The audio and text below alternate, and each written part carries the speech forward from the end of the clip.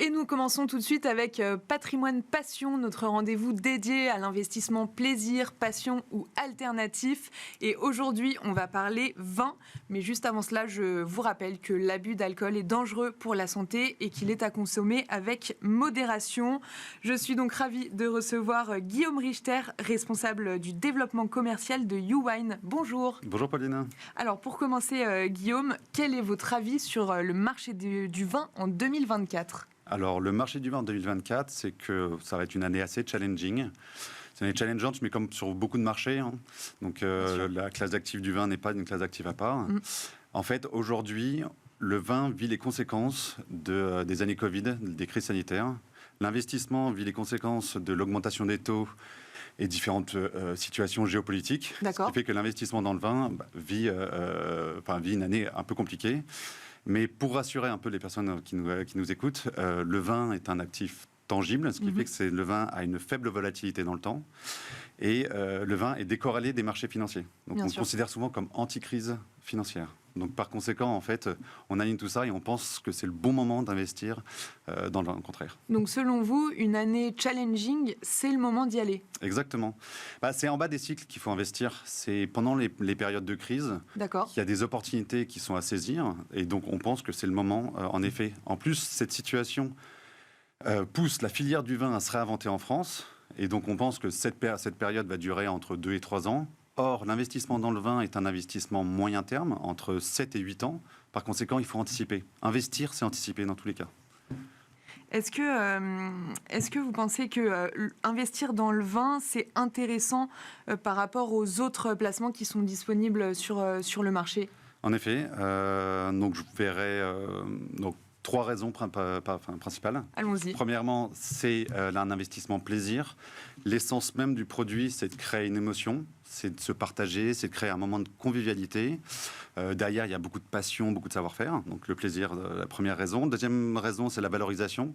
Comme je disais, c'est un produit tangible. Donc en fait, une bouteille a toujours une valeur faciale. Donc ça crée sa stabilité. Et en plus de ça, nous, chez YouWine, on capte la valorisation naturelle du vin, qui est basé sur 2 éléments, l'augmentation de la rareté et l'augmentation de la qualité dans le temps. D'accord. La rareté parce que le vin est un produit de consommation et donc les volumes d'un millésime ont tendance à baisser avec le temps, ce qui est logique. Et la qualité parce qu'on est exclusivement basé sur le marché des grands crus et ce sont des vins qui se bonifient avec le temps. Et le troisième point, ça serait la fiscalité. On n'y pense pas souvent, mais il y a aussi différents avantages fiscaux auxquels on peut avoir accès en investissement dans le vin. Donc, je peux donner peut-être 3 exemples qui seraient une réduction d'impôt sur le revenu via la loi Madelin. D'accord. On peut stocker en suspension de TVA, donc acheter hors taxe. Et le dernier point, ça serait pour les personnes qui sont un peu plus techniques sur le sujet de la fiscalité, on est éligible au 150 0 BTR, c'est le réemploi d'apport-cession dans le cadre de revente de société. Est-ce que pour investir dans le vin, il faut forcément être amateur de vin ? Est-ce qu'il faut forcément s'y connaître avant d'investir ? C'est toujours mieux de se connaître le produit dans lequel on investit, c'est sûr. Après, est-ce que c'est une condition nécessaire et obligatoire ? Non. En fait, le principal risque de l'investissement dans le vin, c'est le risque de liquidité ou d'illiquidité, c'est-à-dire la capacité de revendre la bouteille. Par conséquent, si vous êtes amateur et que vous consommez, vous pouvez consommer vos bouteilles qui sont non vendues. Ce qui fait qu'en fait, le risque de liquidité baisse drastiquement. En fait. Donc, c'est un certain avantage.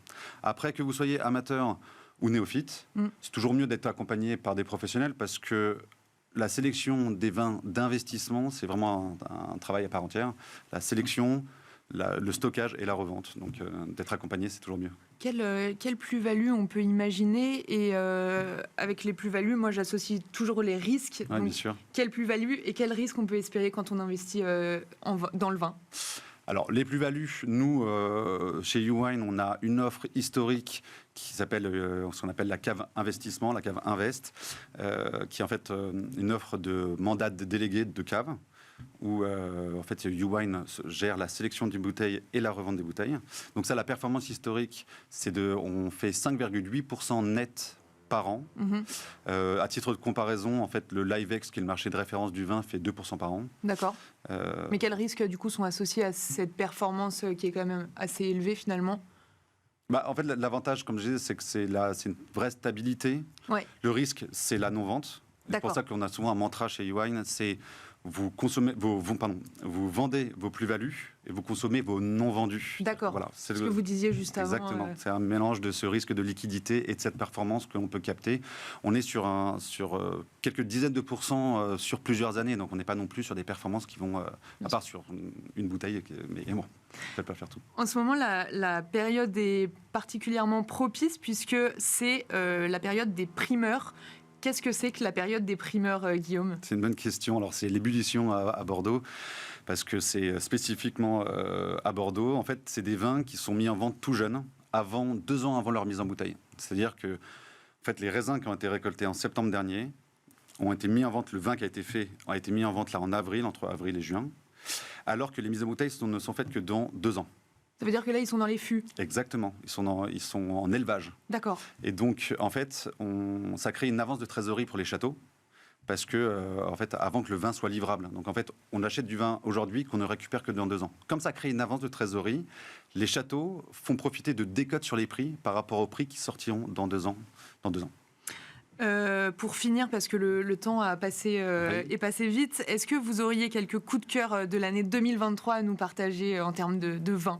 Alors, c'est assez hétérogène cette année sur les vins rouges, donc on y va propriété par propriété. D'accord. Mais si je peux quelques exemples, on a Calon-Ségur à Saint-Estèphe, Lynch-Moussas à Pauillac, par exemple, à Saint-Émilion. Le prix d'entrée, est-ce que vous avez en tête le prix d'entrée sur...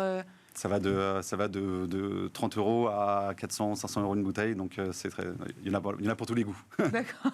Merci beaucoup Guillaume Richter, vous êtes responsable commercial chez YouWine. Merci d'avoir répondu à toutes ces questions et quant à nous, on se retrouve tout de suite dans Enjeu Patrimoine.